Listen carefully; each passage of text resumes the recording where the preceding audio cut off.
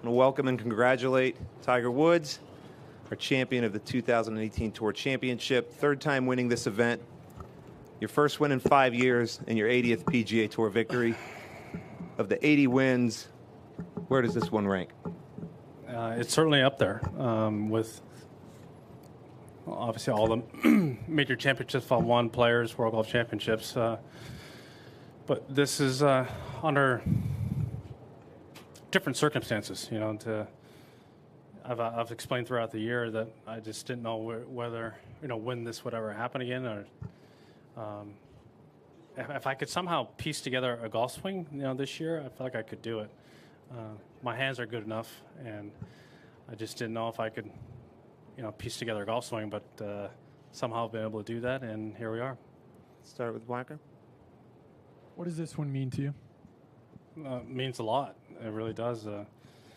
You know, there are the people who are close to me saw the struggles and what I was going through, and some of the players that I'm pretty close to.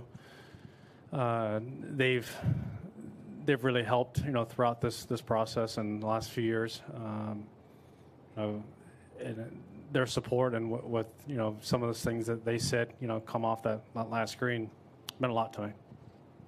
Here, Tiger, that stampede on 18. I know you looked back at it. What were you thinking, and how did you refocus yourself?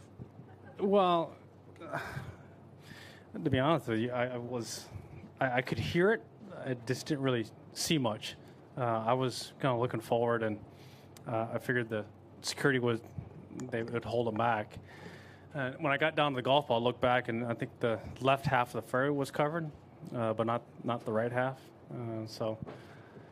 But the tournament wasn't over yet. You know, I still had a 2-shot lead, but you know, anything could still happen, and I still need to play the hole. And once I hit the ball in the bunker, I tried to miss it right at the flag. I was able to do that.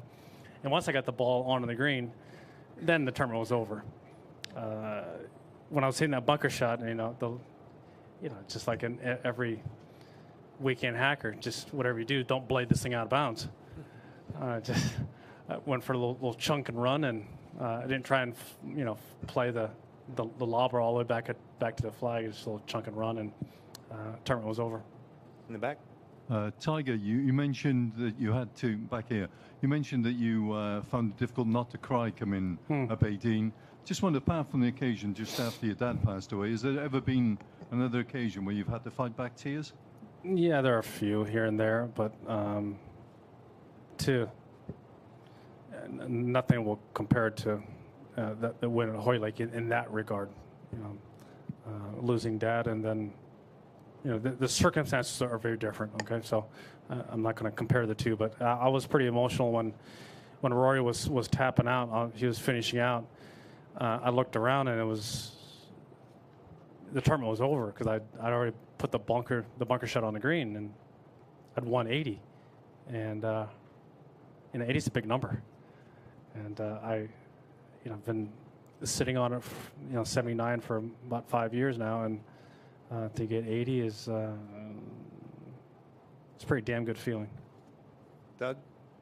Tiger, if you go back to the first surgery that caused you to miss the Masters back in 14, what would you consider to be the low point, and what would you consider to be the high point up until today? Probably the low point was not knowing that if I ever be able to live pain-free again. Am I going to be able to sit, stand, walk, lay down without feeling the pain that I was in? And I just didn't want to live that way. This is how the rest of my life is going to be. It's going to be a tough rest of my life. And so,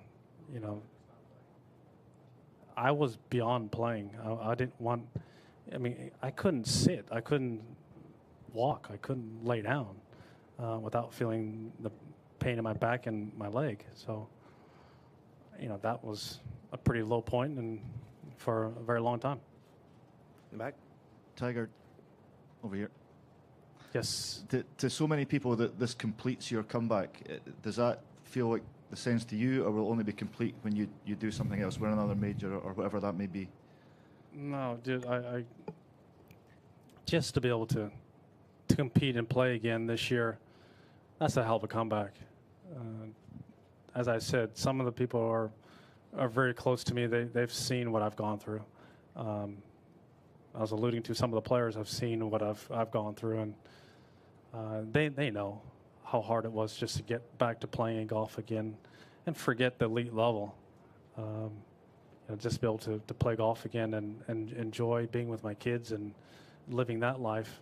And then lo and behold, I'm able to do this and win a golf tournament. So I mean, the peace of mind that you've done that must be incredible. It is, to be able to compete and play again. Yes, win, that's another level. But I'm just enjoying being able to do this again. Didn't know I was going to do this again. Steve? Tiger, quick couple. Yeah. Yeah. Have you called your kids yet? I haven't had time. I've been Okay. doing from one interview to the next. And if your dad was around, what do you think he'd be thinking about right now? Pops would be very proud. Yeah, he'd be very proud of the way I went out today under tough conditions. I knew that if I shot it under par, that I'd win the golf tournament. The golf course was playing too tough. Some of the hole locations, you just couldn't get the ball below the hole, and it was hard to give yourself consistent looks at it. And I knew that going in, so if I shot it under par today, that was the goal, and I figured the tournament would be over. Bob, and then we'll work across the front here. Bob? Tiger, at any point out there today, are you thinking it's like old times? You've got the lead, you're sort of methodically going about your business and letting the others make their mistakes. It's kind of the way you did it for so long. Did that cross your mind at all, and was that the game plan? No, as I said, the game plan was to shoot under par, and I birdied the very first hole right out of the gate. So, all right, now I'll play the next 17 under par. Even par, and we're good to go. And I was just grinding out there, and I was telling Joey, it felt like more of a grind today because of where I kept leaving myself. I had downhill putts virtually, every single hole, and the only 2 putts I made today, or 3 putts I made today at 1 and 4, the par putt and 13 up, those were all uphill. It seemed like I was downhill, down grain, every single hole, and I was putting very defensive and conservatively all day. Bernie, and then Karen. Tiger, you talked about these special people in your life, but how special was it to have some of the guys that are going to be flying with you on the flight to Paris tonight? And also, in the second question, can you call what Rory was saying to you down that last part of the last hole? Yeah, he was flying tonight with the guys. It's going to be fun. We're going to have. You buying drinks? Yeah, we're going to. I think we're all going to sleep well. Karen? And sorry, what Rory was saying, Rory was just, off the tee, he was great, and then coming down, between our second and third shots, this is like a Jack in '80, right, at Baltusrol. I said, yeah, and I just didn't have the tight pants and the hair, but it was all good. Thanks. Karen? Tiger, very early in your comeback, I remember somebody asking you, like, where's the signature right uppercut? And you said, well, I haven't won. And yet your celebration after that second putt dropped was pretty subdued for you. Why? I don't know. Celebrations aren't planned. They just come out. They're spontaneous. And I don't know. My arms went up. I can't describe it more than that. I didn't know if you felt sorry for Rory and didn't want to celebrate too much in front of him. No, that's not that. Whatever happens in celebrations just kind of happens. They're not pre-planned, or at least in my regard, they're not pre-planned. And whatever the moment is, the moment is. Here? Tiger, congrats on the victory. Two-part question. First, can you talk about what it means for you to be only 2 victories behind Sam Snead? And the second question is, how can you use this comeback story to serve as an inspiration for other athletes who are going through difficult times, injuries, and doubtful about their careers? Yeah, to kind of to get to the 80 mark is it's a big number, and you know that Sam is still ahead of me. I've still got I feel like a chance to play some more golf, and maybe I'll keep chipping away at that number and maybe surpass it. But I just think that what I've gone through and what I've dealt with, I've gotten lucky. To be honest with you, I've gotten very lucky. I'm not playing a full contact sport, or you know, I've got to move people around in that regard. 42 years old with a fused lower spine, that's not going to happen. But in this sport, it can, and I'm lucky to have the opportunity to have you know the people around me to have supported me and worked through this process with me, and I've ground out a chance to win golf tournaments again. All the way in the back. Tiger. Yeah. Tiger. Can you explain or express the relief you felt after that par putt on 17? And have you experienced anything like coming up 18 up to the green, the fans and the commotion? The fans and the commotion, no. It was similar to, if you guys remember, the 97 at the Western coming out last hole. That was a little bit like that, but not to this fever pitch. This was different. You know, I guess it's different now because you know the art of clapping is gone, right? You can't clap if you got a cell phone in your hand, and so people yell, and they were yelling that they're going to be hoarse. But that putt at 17 was a lot bigger than people think. I, at the time, could have dropped down to a one-shot lead playing the last hole. You know, hit a bad tee shot, pitch out. You know, a lot of things can happen. But a two-shot lead playing a par 5, in which I can hit driver and iron to, that's a totally different ball game. And the lie I had was not that great. It was sitting down. It was hard underneath there, but it was sparse, and so I couldn't quite hit it as hard as I wanted to. I had to try and play for a little bit of a heater there, and it came out a little bit warm, which was great. It could roll down next to the hole, but that was a big hole for me. Right here.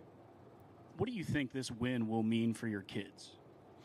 I think they understand a little bit of what Dad does now, and I hadn't won any tournaments in which they can remember, so I think this will be a little bit different for them, and to be able to have shared what I did with the British Open this year. I had a chance. I had the lead. They felt it, you know, that atmosphere. They felt it, and they know what their dad can do on a golf course now. It's not what I used to be able to do, and you know, a lot of times they equated golf to pain because every time I did, I'd hurt, and it would cause me more pain, and so now they're seeing a little bit of a joy and seeing how much fun it is for me to be able to do this again. Go Doug here, and then Evan. Are you ever able to get a sense of when you're playing well, how other players react to it? And if so, what does winning like this do going forward? In what way, Doug? I don't understand. Just the first part. The presence. I mean, the presence of the noise that's always around you when you're making birdies, when you're making moves, and how they react to it. Do you ever get a sense of that? Do you ever get a sense of a mystique you might have had on them? A couple of guys thought someone holed out on the first hole. It was just me making a putt, but the roars are a little bit louder because we had to have more people, and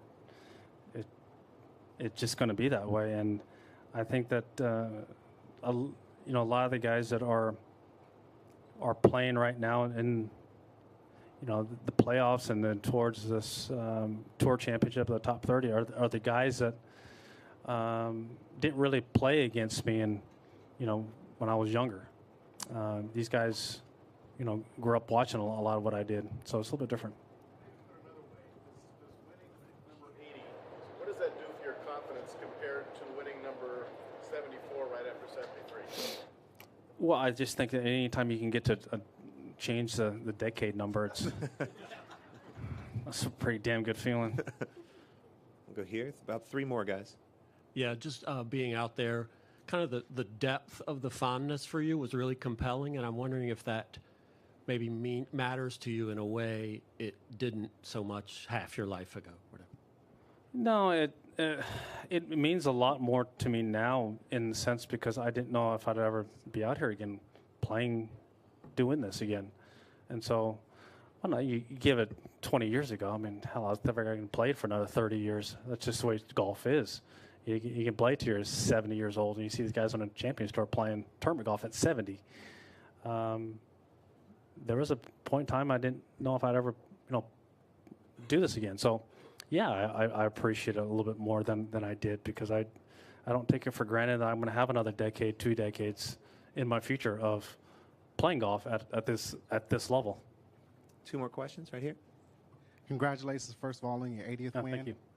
Was there a number in your head that you felt you needed to shoot today? Yeah, I was saying earlier, I just wanted to shoot under par today. I figured that would be the number.